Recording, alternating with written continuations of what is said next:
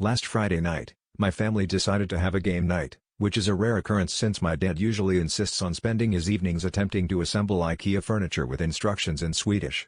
My mom suggested Monopoly, and before we knew it, the board was set, snacks were ready, and the ambience was just right for some good old-fashioned property trading.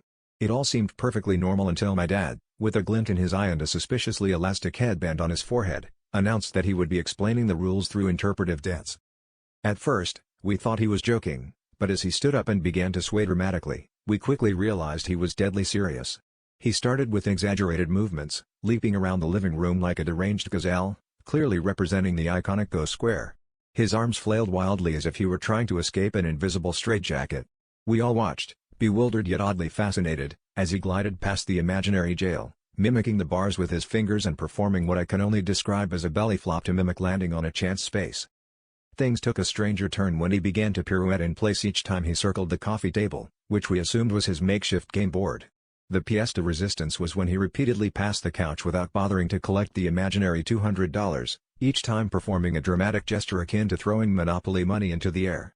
My brother, trying to make sense of it all, asked, "Dad, why aren't you collecting the $200?